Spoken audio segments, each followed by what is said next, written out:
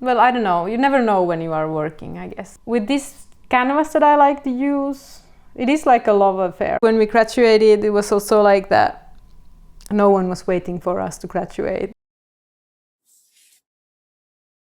Hi. Today the visit is in the studio of Alma Heikkilä, a Helsinki-based artist. Yes. Who works with ecosystems? Well, sort of. Kind of. Yeah, well, I work with materials, paints and plaster and different kind of plant inks and, well, quite a variety of materials, and I am quite interested in ecosystems and all sorts of life processes, maybe. A lot of things that are somehow difficult to bodily experience, but are somehow known through biology, for example, that make me curious, or somehow I find very exciting, but also something that I feel would need more of attention or time from my side. Yeah, no, I mean, is it fair to say that your work is a little kind of installation ish? Yeah, quite often it is, or it is somehow, I often think quite a lot of the space where it is shown and how viewers walk or go in the space, and this sort of like kind of dramaturgy of some space and what happens there, but also of like different materials. And lately I've been thinking quite a lot of the light of the whatever place it is and how the light changes and how I can work with that also. Yeah, because they're kind of flat, but not really flat, because you have these details that come out of the piece. Yeah, many times I've been using this kind of a little bit like a relief or kind of ways of, but often the surface is somehow comes close to being a painting or painted if it's a flat thing. But then I've been doing also sculptures. I remember your work in the Biennale last year. That was my favorite work in the island there, and that was like a sculpture. Yeah. Made out of planes, but still it was definitely like a sculptural space. Yeah, it was a very difficult thing to do. The whole setup is so different when it's outside work. I think in the level of like the whole idea why to show something in a forest and what does that mean. Like I think everything looks so different, and the whole like the forest is for. I was today in this seminar where this one person said that in forest everyone kind of survives together, and that means like that it's a place that it's not only for humans in many ways. If you would compare it to a museum or other kind of exhibition place, it's so clearly for humans. But in the forest you have to consider that it's like this living place. There are other things there to experience your work. Yeah. So it was very difficult for me. But also all the materials and how everything reflects and reacts to it, and all of this side. And then also like that I wanted that it would make sense to, like, why is this thing in the forest? Like that the environment has a little bit of its own saying in the work. Or have you done this in other works, or was this the first one where you let the other organisms there affect the work? Not in that scale, I'd say, but I've done some little bit similar kind of plaster works where I've used plant dyes that kind of slowly get kind of sucked into the plaster and dye the sculpture in some way that is a little bit out of my control, and also that this kind of ink pools that dry out whilst the exhibition goes. And of course sometimes they might get moldy, so there is this like brewing or something. There are these possibilities, and sometimes it has even leaked a bit, so there are all these possibilities in this kind of work. But of course the forest is so different when it's like all the time the environment somehow affects how the work is being kind of experienced. I guess the weather and the wind and the temperature and everything kind of affects, I guess. For sure. Maybe we started already with the with the thing straight away, but it's good to take a step back and maybe talk about your path a little bit until this point. How did you get to where you are? Like, how did you start? What school did you go to? I studied in the Arts Academy in Helsinki. Started 2003 maybe, graduated 2009. And I studied painting there. And then already, I think 2009, we moved to Kainuu with my partner, and with a few other people we started this place called Mustarinda. Which is this, it's this kind of association that has.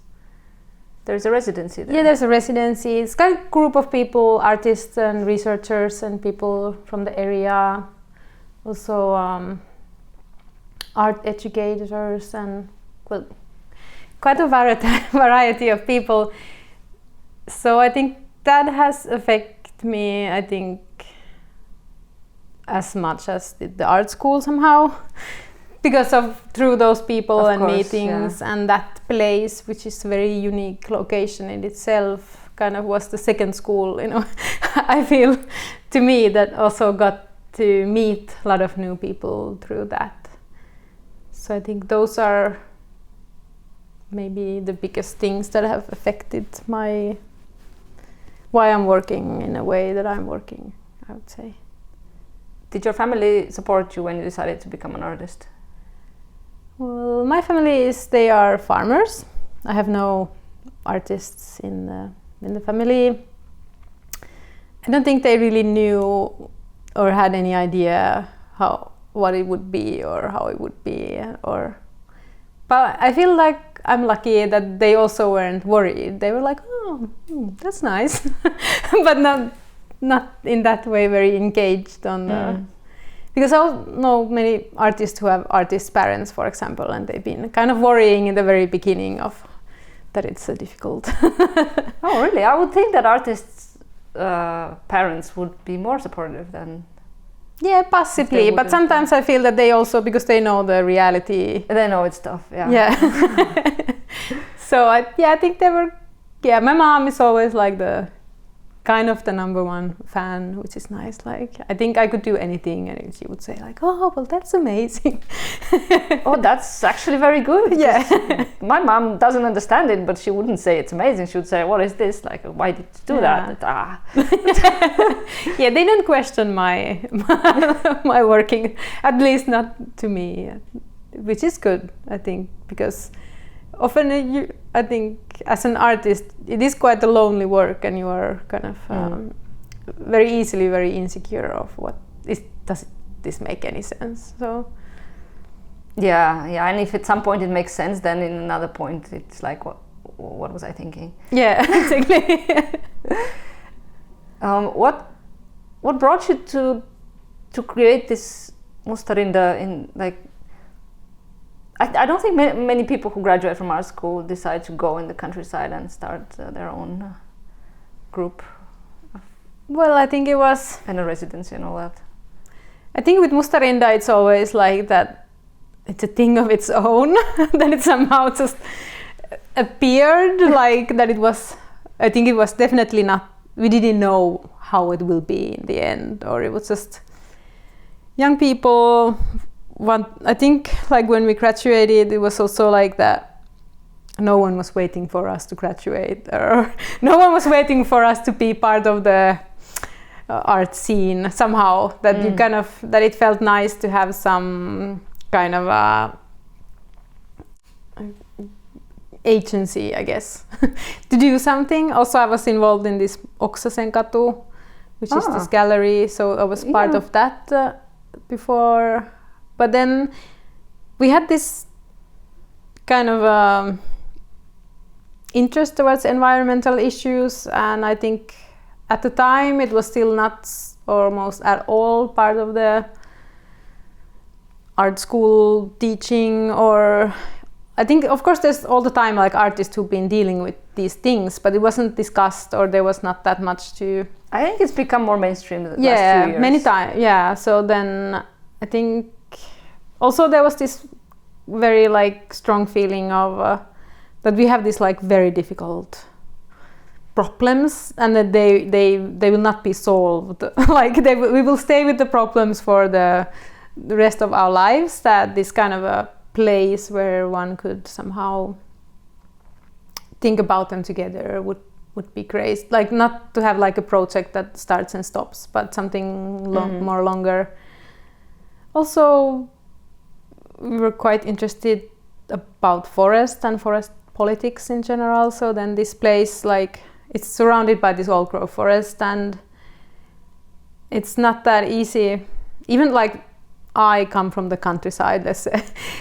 I've never spent time in that kind of forest. Like you don't really find that kind of forests in Finland. Like these kind of old growth forests are very rare, and usually they locate somehow far from where people live, because naturally everything that's being closed. Really?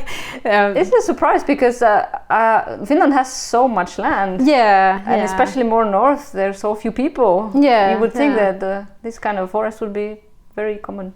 Yeah, but of course Finland has also a very strong history of forestry, and it's in many ways like it's part of the culture, it's part of our economics. It's like the forest is very heavily used in the whole Finland, and it is a very political ongoing debate of the forest. So I think Mustarinta is also one way of acting on that, and it's been also a little bit like activism in some points, also of trying to keep that place secured, also because some of the forest in that around the house are unprotected, but also in general to have more saying. Like we felt that somehow we can be sure already in advance that the forest will somehow affect on our thinking and working and everyone who visits there, but you don't know how. I guess and, kind of to give some space for this kind of encounters. Yeah. And I actually read that you bought some forest at some point. Yeah, I also now own a piece of land. It's 11 hectares that I did this kind of a exhibition collaboration with Kiasma some years ago, and it had a little bit of a bigger budget, and I think I was somehow struggling with that project, because it was, I don't know, the whole how kind of I was thinking a lot of different kind of environments and different species, and kind of using them on my work as a topic. And then I felt that I still feel this kind of conflict, that also at the same time my work includes some sides of this kind of working. It is like not good for the environment, or it is like destructive in some ways, that I felt like I wanted to give back something to that. Especially in that project there was like a lot of flying. They invited a lot of like international whatever people to see the work and these sort of things that I wasn't really able to affect that much. So I felt like this forest is also a little bit like a CO2 emission, like sink for emissions.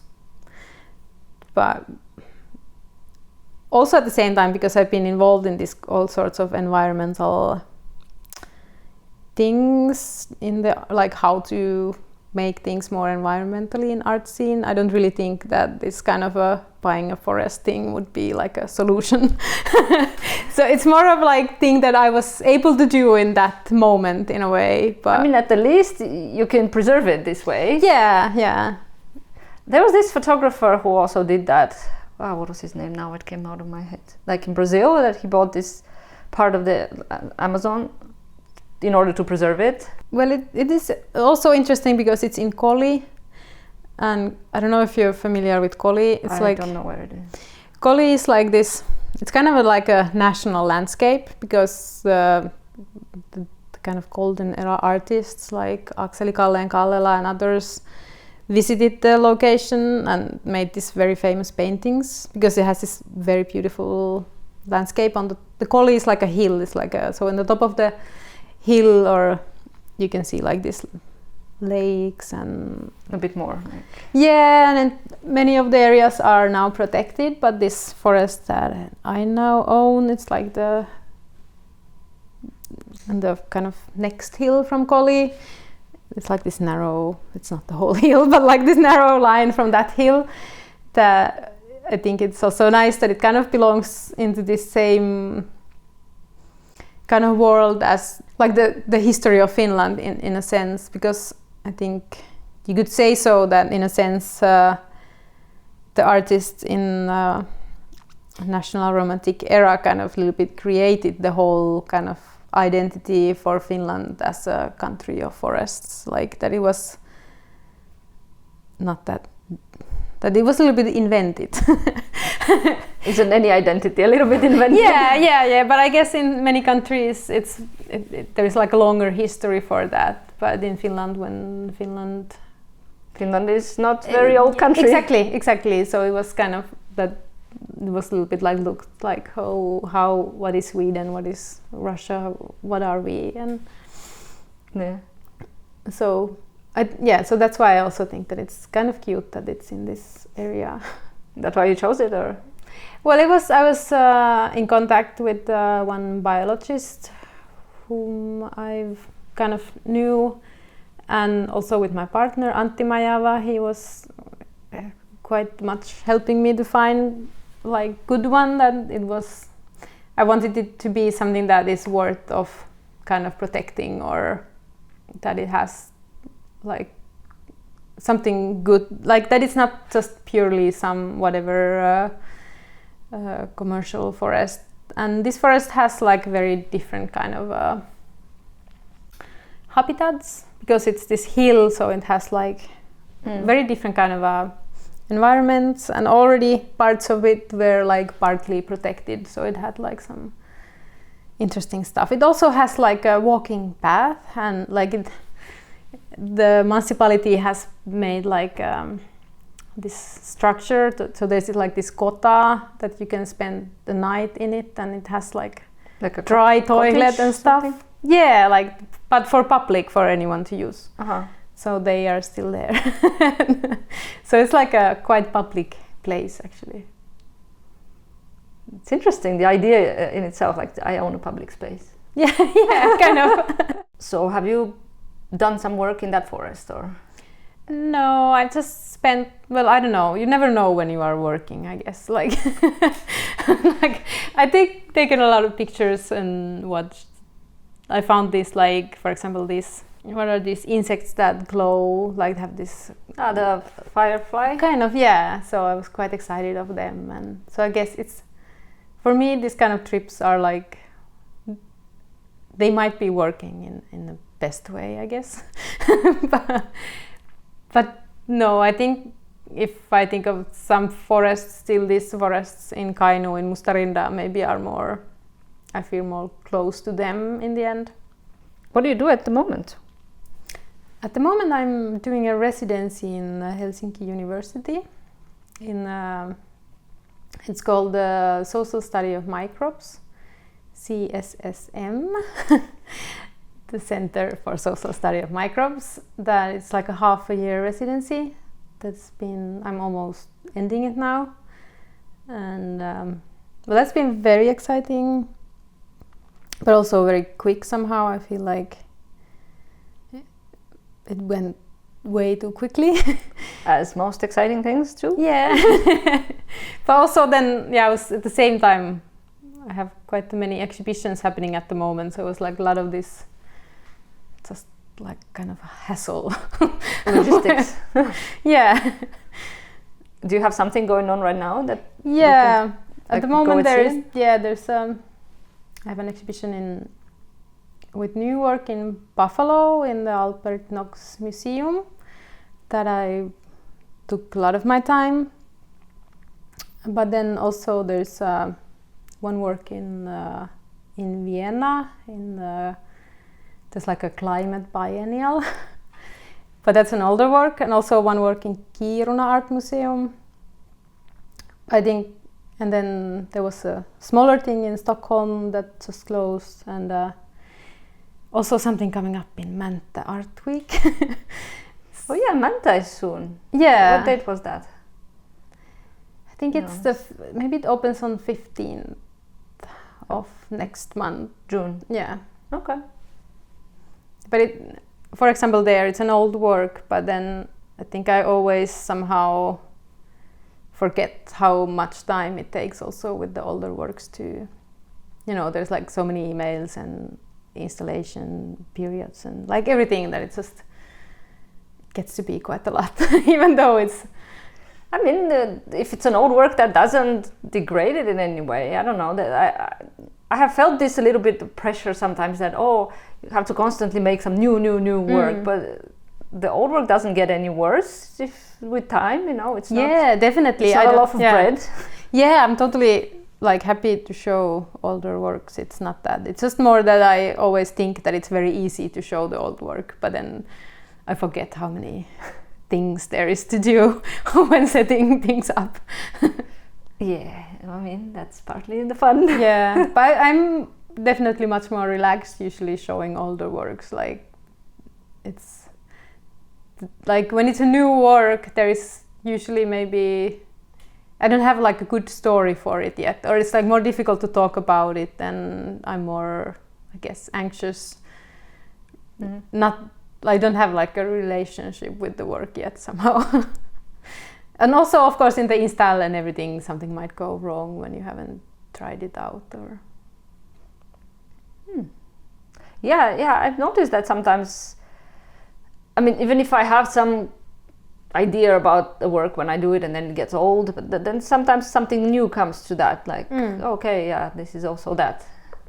So maybe, in that sense, you have more to tell. Yeah, and I think work. For me, when they are often so much about the space, so always when you change the space, it also changes quite a lot of how the work looks like. With this Mäntä work, it's actually quite exciting that it was this work that I made for a solo show in Austria that I was very excited about and waiting a lot, and it was just before, I was making it just before COVID, and then when I was supposed to go there and to install, then I couldn't travel, so then I never got to see it because it's quite large and you couldn't really do it in the studio in the way that it would be in the exhibition place. And then after that it was all the time COVID, so then it was in Estonia and Lithuania. I never saw it there either. Then it was sent to Russia for this exhibition, and then the war broke exactly when the work was there, and then it got stuck on Russia for half a year. It wasn't able to travel back, and so I never actually seen it installed in any place. Wow. So now this lucky that you got it. Yeah. So now it's back, and it's I'm kind of nervous. It's like seeing it for the first time, even though it's and there will be many people who see it for the first time. Yeah, sure. So me too, and others. Yeah, well. So you're not actively working on a new work at the moment? Well, not so much. No, I have some tiny things that I'm doing, but nothing very particular, which is super nice. I think I was a little bit in this limbo that had to do something all the time, so now I can maybe do something more by an accident or... Yeah, Yeah, how much do you leave for accidents? You said that you kind of have sometimes something. Well, I think I kind of think of the agency of the materials, or the how I as an artist produce something. And I'm kind of interested in the whole idea of as a human that I don't really produce anything, and somehow that the materials themselves do the work. Also as an idea that I don't do anything, like, because sometimes when you talk about art, it's like the artist is the maker. Also in the like the idea that the ideas come somehow directly from the artist, and the artist gets them from, I don't know, it's a little bit like a godlike person that invents something that didn't exist beforehand. And I'm more like thinking that I'm just somehow borrowing from others all the time, like that everything that I do is somehow borrowing. I mean, what was it Picasso said, that it's like every artist steals, or yeah, but it's also like, I think it's because that's like, I don't think there's any, of course I think that you should use other people's thoughts and work, like copy them. It's not like definitely not talking about copying. Yeah, exactly, but more like just to notice that humans, we kind of just do copy each other, like that we more work as a group less than individuals in some sense. So but you still do something with your own hand, or it's not moving by itself. No. But I often think I kind of create a situation where the materials kind of act in how they do, and also keeps me interested, I guess. Sometimes the end result is something that I would have not know beforehand, or that I also feel like, oh, this is so nice, I could not do it. Like in a way that something appears more better than I could do it, or something. It's good to keep the surprising yourself. Yeah, I think it keeps the motivation of working also up, because sometimes I might struggle with that a bit if I try to push too much of some idea that I have, but then it just you don't get the excitement out of it, and then it kind of, I start to get just tired of the whole working. Yes, I recently found for myself this motto that I think very suitable, like process over planning. Yeah. I know many people like to plan everything in advance, but in my opinion, that you just lose the excitement. Yeah, if you do that. yeah. And of course, sometimes some might relax to decide some things, like even quite a lot of things beforehand, but then to leave some space for, if it's possible. But sometimes it's also if the schedule is really tight, and I think some like museums really want to be like everything ready, like to know everything year before it happens, in a way. That sometimes I struggle with that you can't really react to the space like you would need to imagine everything before you enter the space, for example. And it's just kind of, it just needs to work. How you imagined, you can't do any changes, or there's little space for that in the install part. What are your main themes? We kind of started that already, but like just in a more condensed way. Yeah. Well, that's kind of difficult. I think I'm always doing the same things, but just like rotating a bit of what I'm interested about. I think kind of largely I'm quite interested in forest ecosystems, I guess, especially decaying tree trunks and everything that happens there. And then the human body quite a lot. And also this, as I said, like this kind of making stories that combining different kind of environments and different thoughts and kind of bringing them together and just like seeing what happens when these things are together, I guess. But I do read quite a lot of kind of biology stuff that I'm very interested about, so that kind of I find new things around that. Now I've been very much thinking about microbiology, since also because of the residency.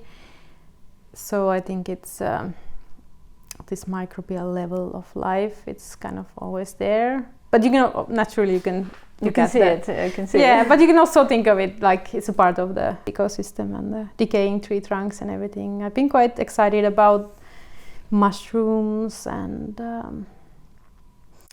slime molds and different, I guess, of course, mycelium, and just like how things always kind of are dependent on each other and how everything kind of exists in some extent together. I guess how I was taught as a child, like when you learn about nature, you learn about species and they are quite separate.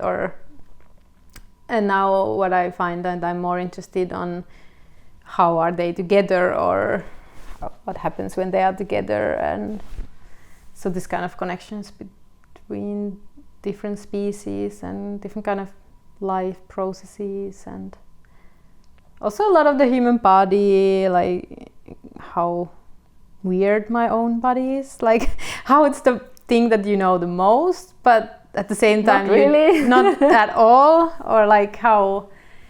And I'm kind of interested in challenging the way I feel, what is me and what is my body and what is my individuality about. Also like the thinking processes and decision making and these sort of things that kind of you might easily think that are somehow very much about humans, but can be challenged through learning from other species, like that they have very similar kind of qualities. Yeah, I've been interested in somewhat similar themes lately, especially. I mean, in my work I got interested in some topic and then I did something about it, but like not entirely about not exhausted that topic, let's say, like, and then some years later I come back to that and go a little further in it. And yeah, right now I'm really curious about animal perception, and yeah, there is this book that I started reading, An Immense World. I haven't read that one. It's really fascinating. It's I'm very always. Sometimes I don't remember who's been saying this, but it's like that. Humans have been quite interested in the life outside of the planet, but then when you look at even other species, they are a little bit like aliens. Like we don't know how to communicate with them, or we don't know so much about them. And the whole study of animal cognition is quite relatively new. What we have found, like it hasn't been studied that much, and I think it's very interesting because it also, when you understand how someone else is, it kind of, that's how we kind of refine what human is, like looking at others, like we are not like that, or like we are like this. So it kind of gives more space to also define like what is human, like, which is I think very interesting since I am human to kind of see. Like, yeah, definitely. Did you have this focus since the very beginning that you started your work, or did you somehow come to it? Well, I think some of the materials that I now work with, or some of the aesthetics, maybe kind of started while studying. But I guess I was a very shy art student, also a very young art student, that a lot happened to me right after the graduation. I feel like I was maybe somehow liberated to be out of the school and that no one is watching what I'm doing somehow, that I felt more kind of easier to use also more figurative things. I think I was somehow felt while studying that it's not good, or I was in the borderline all the time. So then also I think my works have gotten quite like that they have this kind of, they're quite like, weird to say, but somehow like beautiful in a way, or like that they have these details. They are very beautiful, offering very much stuff. And I think I was very shy to do that while I was studying. Somehow that I felt I could do it better after I graduated. But also definitely it's the same years when I was living in Kainuu, in Mustarinda, and like just spent time in that environment. So I think that also helped me to shift more towards that direction.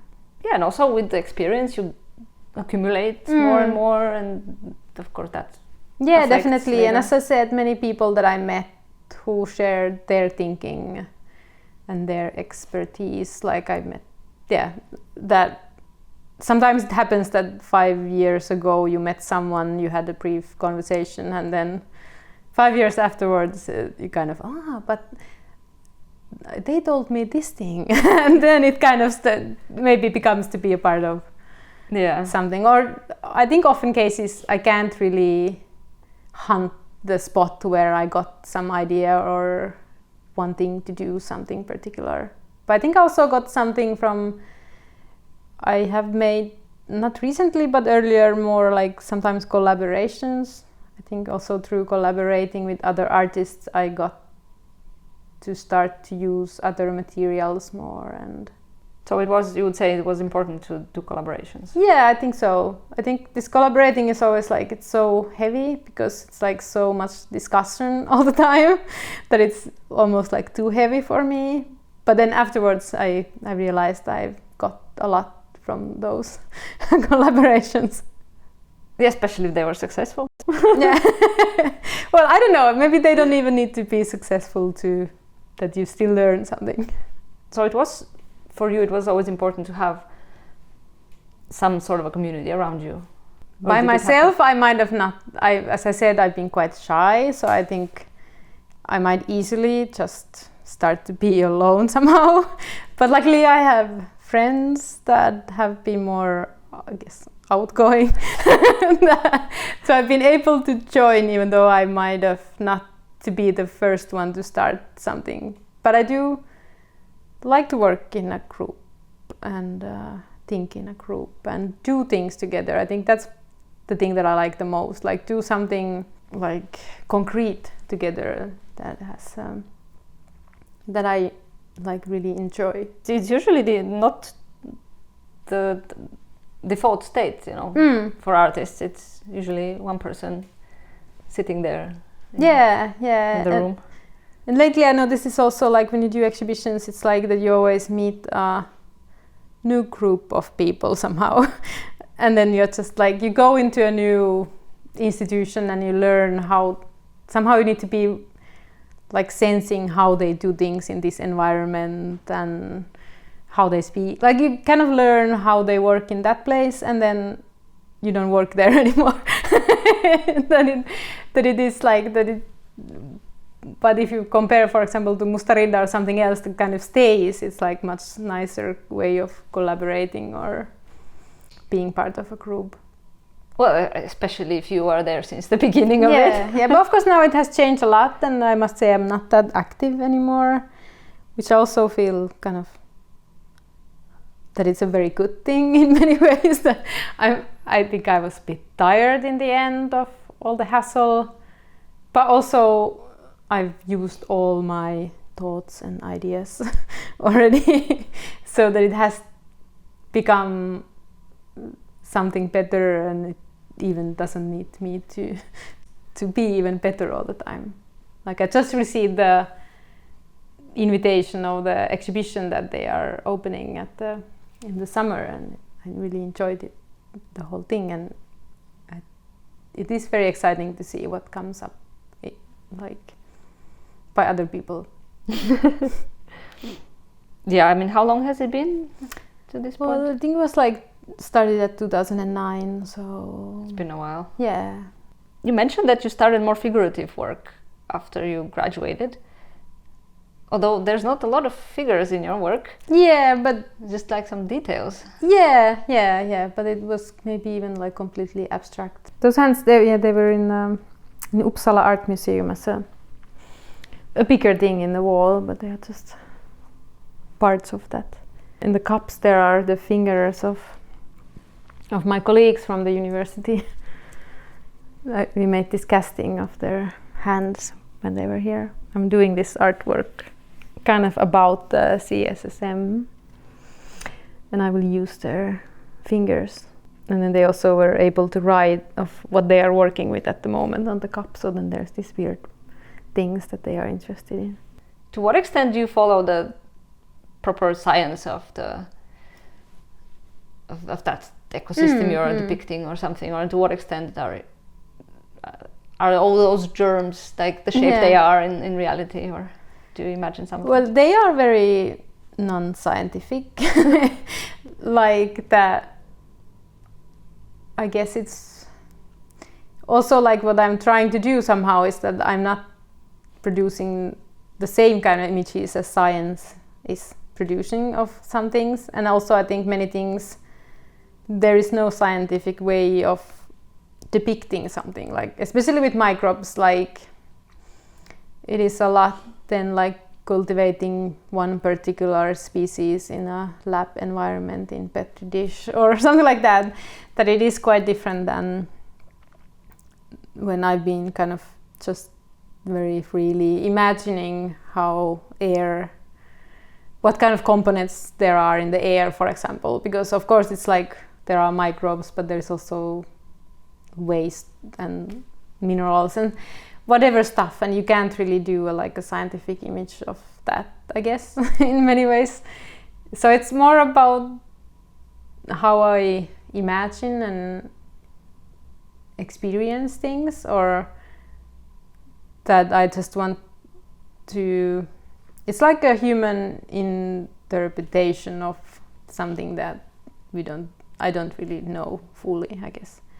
But of course I do like use the shapes and forms, and I study how different plants look like and how the human body, the anatomy and stuff. But also the sizes, I use very freely different kind of sizes. And they do look quite large. Yeah, but also like different species, if you compare them, like they are not following the, like if this is this size then the other one should be, like they are not in the same scale, I would say. So it's not scientific at all in that sense. Was it this residency in the University of Helsinki? Was it like you working with scientists there, or was it also other artists? They have some, well, they've had some artists before, and they are still somehow a little bit part of the research group. Also, there's one kind of scientist who's also an artist, and a lot of visiting or like artists who are somehow around the topic. So I guess I think what is very amazing and unique in this place is that people are like I feel like very honestly just interested in what artists do. Which is a rare treat.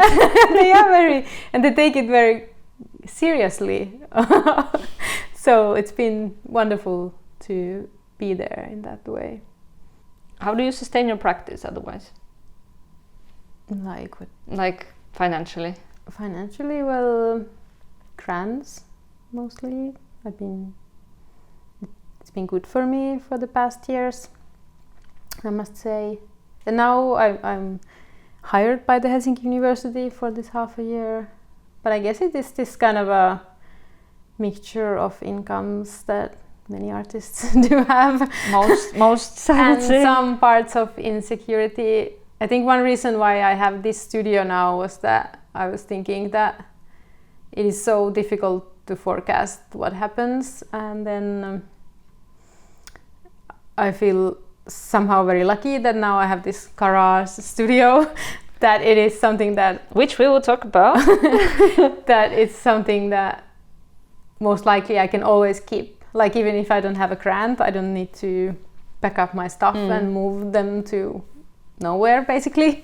Yeah. Because I think that was for a long time a little bit of a problem of mine, that I only had like quite short periods of studio, and then all the time moving and changing, and it was very tiring in many ways. So now I feel like very in that sense quite secured in this studio. Yeah, that's definitely a big load to put aside. Yeah, but I guess also I feel like I was lately like somewhere going quite close to some kind of burnout situation of doing too many things all the time. And I feel like it is not that like I'm totally open to also to do something else. Like if this art doing is not nice anymore or it gets to be impossible, then I don't think I would be unhappy. Like I feel already very fortunate I've been able to do so many exciting things that it is totally okay if I would do something else. What would you do if you were not an artist? I don't know. I think there's so many things that I could do. Well, maybe I would not study for like 6-7 years, like to really... Like not a doctor? Yeah, like that maybe would feel too much. I don't know. But like more practical stuff, I guess I would... I've been like since I was quite a small child, always a little bit working in somewhere. So I've been working with many things and I've usually enjoyed it. So I don't know. Of course it might then feel different, but now I feel like sometimes it might be even nice to do something else for a while. Well, for example, what would be nice? I don't know. Well, I'm quite a visual person, so I'm also a practical person, been doing a lot of renovation stuff. So I'm very handy. Also, just assisting other artists could be nice. I'm always very jealous of everyone who works in the museum as working with the artists, like with the materials and like solving problems for the artists for how to install stuff, for example. But I guess I could just Those people are so fast and so good at what they do usually. Yeah. But they also have like the best machines always. Yeah. Like the best working conditions in some sense. And they are very often artists themselves also. Mm. Or have some kind of art background. Yeah, sometimes. Or at least interest in it. Yeah. But just whatever, cooking in a restaurant or... Do you involve your friends or family somehow in your art? Well, they've been very helpful in many ways. I guess mostly my partner, we've been together for a very long time and he has helped me very much throughout the years with all variety of problems. But also through thinking. He works mostly in this BIOS research unit. So I think also all those people who work there have been also, like I mentioned Mustarinda, but also I guess BIOS is something that has affected my thinking and working a lot. And also helped me. BIOS is it's a group of researchers here in Helsinki. Have you ever been in a creative block when you just feel you can't work, you can't continue doing something? Yeah, I think so. Yeah, or I never think that working is particularly easy for me. I think it's always a little bit of a struggle somehow. And but then I think what I try to do in these moments is that I go back to those things that excite me in even a little bit. Like that there is always something, like some color or some form or some idea or some material that I want to work with. And then I just have to give up doing something new or different. I just do the same thing that still has some excitement left. But yeah, I think it happens. What do you think is the reason for these moments for you, at least? Like, why do they happen? Well, for me, one might be that I'm working too much, I guess. Like that there is like a limit of how much ideas and thoughts you might gather in a certain time. Like that then when you try to do more, just nothing comes out. Like that I would need to work maybe more slow. I think that would be like, there needs to be like pauses and breaks when kind of you empty out your brain a little bit. I feel like I get a little bit like nervous, like that I've lost the touch to whole art making. But then I think these breaks kind of a little bit might recharge and also if it's like just doing, then there's no time for finding something more accidental or. Yeah, I guess those breaks also help with that. Yeah, I don't know how would you. I don't know. I mean, I have had those moments also, but I haven't really analyzed them in my head. Maybe that's why I'm asking everybody to like, okay, what's your take on that? Yeah. yeah. I think I found out, for me at least, that just going somewhere else for a while, it's really helpful, even if it's like 50 kilometers away for a day. Yeah. But yeah, that kind of. But it's in a way what you're saying is like this break, a little bit. Yeah. But yeah, I mean, guess in different situations it might be a different thing that provoke it. Yeah. And I think sometimes also the materials help, like then when something goes wrong and it's not going well, and then from that I might find something that actually does help me to go forward, like fixing that things that have failed. I think that's often been like a good route for me, like okay, this idea or this painting or whatever didn't work, and then it has rested for half a year, and then I find like there's this route, there's this possibility. Yeah.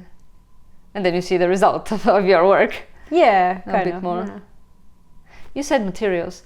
In your work you have a lot of use of like a resin and these plastics in a way.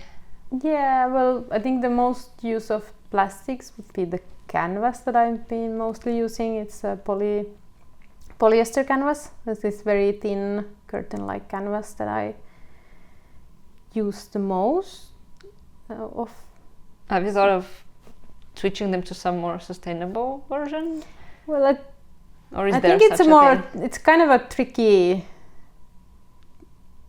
thing. I've been thinking a lot of of course, the environmental issues of all the artists' work, and also of exhibitions. That's why I'm asking. Yeah. But with this material, I think I guess firstly I'm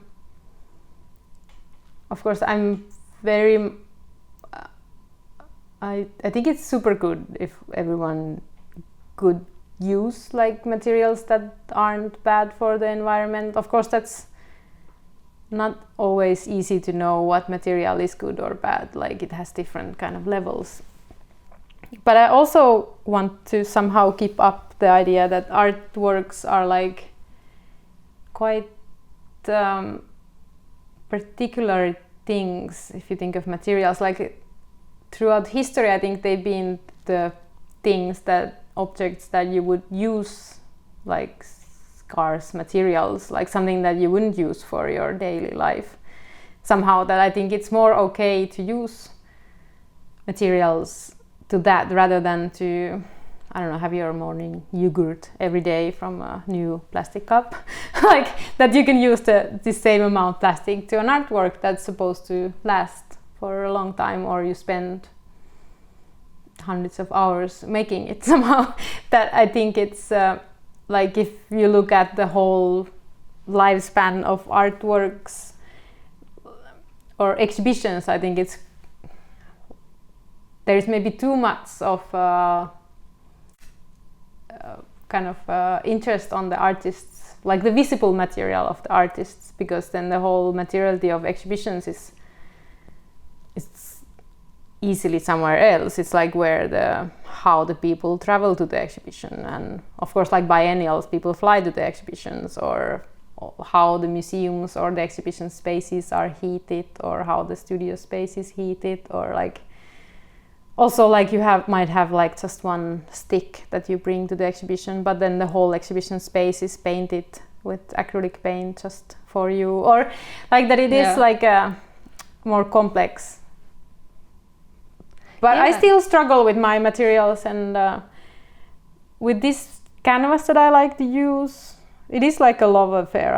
I just like to work with it. But it's also flexible material, so it's something that I can roll, that I, of course, when I work sometimes with bigger scale, it is important that it can be rolled, like for sure. Also that it's quite durable, that you can use it also, because I've been using many times windows and natural light, so this material doesn't completely get to be destroyed. So I think of a lot of different things while choosing the materials, like what fascinates me, what is kind of that the works would last long, because sometimes I do spend like really long time with one painting that I want it to be light durable, so it can be shown in a space that has light and that it can be shown like that for longer than half a year, let's say, and that it can be packed in like rolled or somehow because sometimes the crates and the holes, I think the sending of artworks is especially from Finland, it's a bit like an island, so it is a big difficult difference how in what form you can send stuff out. And so it's a lot of, also often it's like a discussion what kind of materials you can bring into an art space. And recently I made this public work to a school in Helsinki. Again, they were, for example, not happy if I would use plaster or plaster of Paris because it's too fragile. So sometimes it's like... So it was kind of the kids could touch it and break it or something? Yeah, even if they can't touch it, but if they throw something because it was high up or something. So it's like this... And I do understand that point also, like that I think the works need to be durable enough. Of course, like sometimes it is a part of the work that it is very fragile, or like.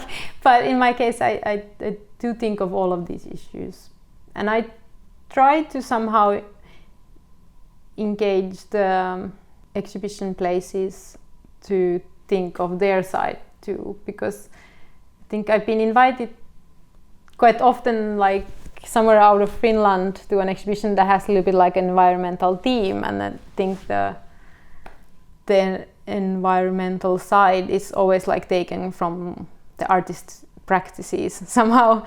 So the institution is not giving or thinking their side of the thing. And on your website I saw the list that you have there. I have never seen anything like this. It's a list of questions to the institutions of how to think about these things. Yeah, I think it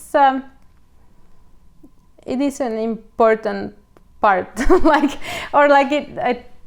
I don't think that artists should be the ones to lead this thing. It's more like, because there are many artists who are, as we know, the role of artist is quite difficult in many ways. It's also what can you afford in many ways. And sometimes it's also a little bit contradictory, and the artist is somebody usually not much depends on you. You're this like free electron, but in the same time abstract like there is this pressure to be like a consciousness of a group or something, like this person who expresses ideas that are important to all. And also, definitely, I think it's what I found out many times. It's like that the issues of changing how the art institution would function never even came to their minds. Like, I think it's a bit different in Finland. Like in Finland, we have this ongoing discussion of how to kind of work differently in general, but if you go to other countries, there's hardly any discussion or even the words for that. So I think it's not that people wouldn't want to do it, it's just that they haven't even thought about it somehow. So do you send that list to different museums? Usually, if I start collaborating, then I tell them that I have made this, and how do they react? well, I think usually everyone's quite open. Like it's, as I said, it's usually something that hasn't been taught so much.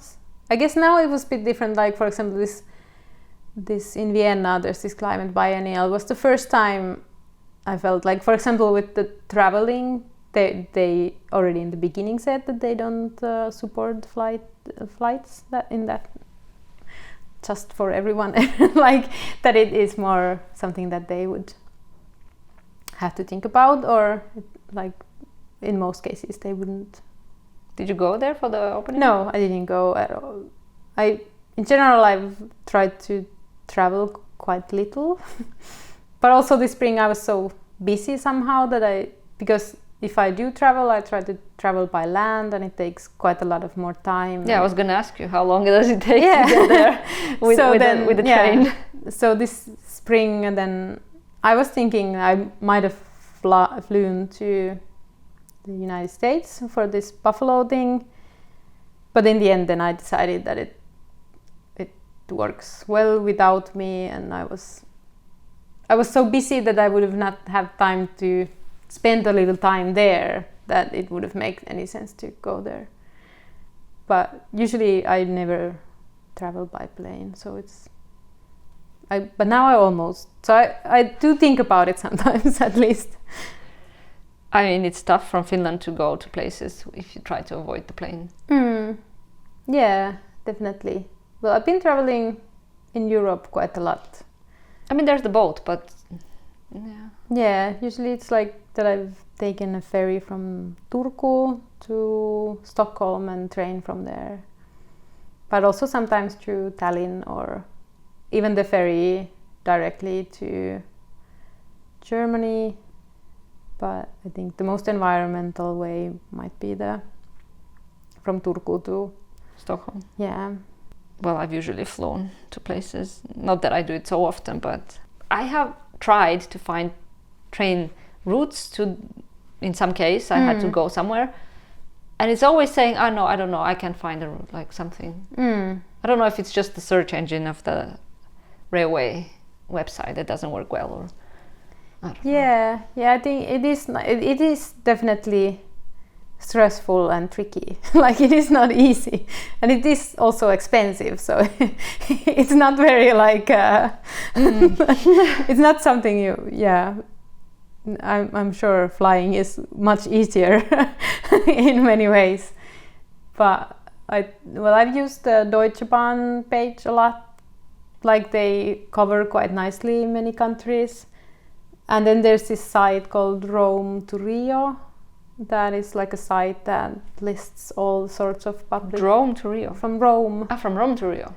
Oh, that often works quite nice. Just maybe a little bit to bring you back to your practice. Do you have some specific, when you come to work, some specific routines of how you get in the work, or processes that you follow? Or do you... Is it more experimental? Well, I don't know. Well, now the studio is very clean, because I had this workshop for the people in the CSSM a few days ago, and I feel I was cleaning it because it was, and now when it's clean, it's actually more inviting for me to start new things. But I think while I work, it's usually many things drying and in all sorts of processes happening, and it's not very exciting to look. And also it's not like a place where I would drink coffee and spend my day. It's more like this working place, really, that it can be dusty and like dirty in many ways. And it's also your studio space is connected to your home. Yeah. So you can very easily go and have your coffee in a cleaner location. Yeah, often when I've been doing something bigger, then I've been also supplementing another studio that's maybe a little bit larger and has less stuff in it. That has worked. I really enjoy the travel to studio. So this home studio is actually, it's a bit tricky, because you are always home and easily you start, I don't know, washing clothes or doing something. Because the working is sometimes difficult, so you start to do whatever needs procrastinate. Yeah, exactly. So that might happen when I'm home. But then there's also the garden. So sometimes it is also very relaxing to, because I have to wait for something to dry up or something, that it is nice to be here so I can do a bit of gardening or something else whilst working. So do you do them simultaneously, the canvas and then the little details, or do you do first one and then the other? All sorts of ways. It's not a set process. No, I think it varies a lot on what I'm kind of doing. If it's like some larger work, then they are usually more planned and like not so much happens while doing it, but because of then I'm more cautious of the materials. I don't want to waste, or that it is more that I have sketches and plans and I do everything somehow. But when it's smaller work and I have some like waste materials, then it's more whatever kind of order. More fun. Yeah, yeah. How big is this space that you're working in? It's your garage. I don't know. It is maybe could it be 30 square meters? I should remember. It's maybe 5 to 6 meters. Could it be even? It could. Don't remember. I should. About. Because sometimes I made even like so that there's the sink here, that one work was exactly as large that I had to remove the sink for a moment to make it fit. So I should remember the measurements since it's been so tight, but I don't. Oh wow, that's a pretty wide work. Yeah. But then there is often, like now there's not so many crates because there's so many exhibitions happening, but then when everything comes in, there's easily many crates and like it gets a bit crowded. Do you make these crates yourself? You can see it by looking at them. I often do them myself. Or I mean, that's a big saver if you're able to do them yourself. Also using all the scrap materials.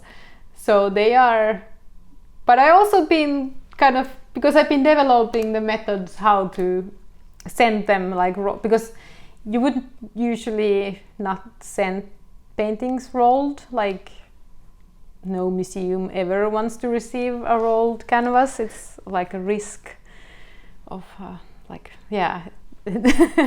So then, but I have these systems how to roll them, and because also there are these particles and they are not smooth and everything, so even though they look crappy, they have like this I've been spending a lot of time thinking how they manage the best while traveling. So I mean, it doesn't matter how they look like as long as they work. Also, I've been trying to keep them quite light because the weight is one of the big things. So natural, yeah. But also I've been working with some assistants because sometimes the works are also very difficult to move around. So I've had assistant to help me in working. So some of them are also made by Christoph or Tuomo or someone else who's been helping me. Back to the studio as a space. What is your favorite element of it? What do you like about it the most? Mm-hmm. Well, as I said, I like a lot that it's. I feel I can keep it, like that. It's kind of safe. That I don't need to look at the stuff and think like, okay, next week I have to move everything to another location. Yeah. And it is very relaxed space, like that. I don't need to be aware of neighbors or making sound or noise or like bothering anyone. I like that I'm not on anyone's way in any way here. And I also kind of do like that it doesn't have that much natural light, which is kind of weird. But when I've had like more fancy, great studio space, as I've been borrowing from someone, And then with a lot of natural light, it's been actually quite terrible to move those works to exhibition places that don't have natural light, that they've looked so thin somehow, like the colors are terrible. So now I feel more relaxed when I feel everything looks much better in natural light, so it's kind of better to do them in not so much of natural light, and then if it happens to be that this is an option, and they even look better. Okay. Have you shared a studio before with other people? I've been sharing studio. Yeah. Well, I do miss that I would have like coffee moments with someone and this kind of relaxed working together vibes, but at the same time I'm definitely much more relaxed in a space where there's a door and no one can see what weird stuff I'm doing. Yeah. Do you store everything here or do you have a separate storage? I store everything here, but it's also because it's a house of many people, then I also store all it is like the garage, there are all the tools and stuff that we need for the whole house here, and so it is like it can easily get a lot of stuff here. I mean, at the moment it feels very light and airy and spacious. I've been working with that. That's also that I got like help from my assistant or others, that it's carefully organized so that it wouldn't feel like just a storage space. Do you visit exhibitions often? I do and I don't. I think if I'm having like a difficult moment with my own working, but I need to have something done, then I don't go to exhibitions. Why? I don't know. I think it affects me too much, or like I don't know. I start to feel more insecure of my own working, I guess, or something like that. But then as soon as I'm ready with something, then I always go to exhibitions. Like that. I feel like my brain has more space to see what others are doing, and I'm more curious. I don't know. But then there's not a fair comparison, because the work you see there, it's already been finished, and the work you're working with, and maybe if you have something with it going on, it's still in process. It's a different thing. Yeah. I don't know. Just somehow I've noticed that this happens, that when I'm ready, then I'm like, okay, no, let's see exhibitions. Where would you usually go? Well, if I'm in Helsinki, I guess I'm a little bit trying to follow many places. Like, of course, I would go to friends' exhibitions, and I think a little bit everywhere. I also really enjoy this museokortti thing, because then you can just very quickly drop in and see if something is interesting or not. I haven't yet gotten the museokortti. It's a bit of a steep. Yeah, it's expensive, but threshold. Then but then when you have it, then it's like, then you never consider if you would go in or not, which is I found it easy. Yeah. Otherwise, I think before that I was much more selective somehow of what I want to see or not. What artists do you follow apart from your friends, maybe? Yeah, well, I think this was the question I was kind of fearing the most. Since I don't have answer. Usually that's the case, I have to say. So, well, I think I follow a lot artists. I don't know. You know, I'm just curious about this, because I also want to encounter new artists to see their work, and that's the main reason. Yeah. It's not like put pressure on people, okay, now you have to be, exactly. I can't name like my top 3 or top 10. Yeah, it doesn't have to be a top. Yeah, it wouldn't. But I don't know. For today, I'm planning, if I still have time, I will go to see Laura Vesama's exhibition in SIG, that I really liked her work before, so I'm kind of curious to see what's there. I lately enjoyed quite a lot of Risto-Matti Myllylahti, and always like Anni Puolakka very much, and well, now I'm going to see this Laura Vesamaa work, and I was weirdly interested in this artist where I was studying called Pamela Brand, and I think she had an exhibition some time ago. I think she's still active. She's a bit like different genre, like different age as I am. I do follow some of the people who were teaching me still, that I've kind of, I don't know, feel there is some relation there, or I'm kind of interested in how artists also change or what happens there. But I don't know, I think there are like so many artists. Like, there are. It's like that is true. It's like you should ask like only artists whose name starts with no one vertical letter or something. It's like to have less and less of options or who to follow. For example, now I think I briefly visited in Mäntä, and almost majority of the artists I didn't know beforehand, so it was quite exciting. Also now I think I will try to go to the opening to see what are they doing, what will be there. Okay, this is fine. Yeah. And maybe lastly, what are your places of inspiration generally? Like where do you gather? Is there like a specific? Yeah, I guess internet. I love to Google things. I love to do image search. Of course, I don't know. Well, that's like where I gather a lot of stuff. I really love it that there's like this endless. Yes. Like there's nothing that you wouldn't find something about on the internet. So I use that a lot as a tool. And also read a lot, like a lot of this environmental stuff. That I like that there is something concrete, like that it is not purely like philosophical. That I also learn about something like that is living or material. I think I'm drawn to that kind of info for like texts more. Like scientific. Yeah,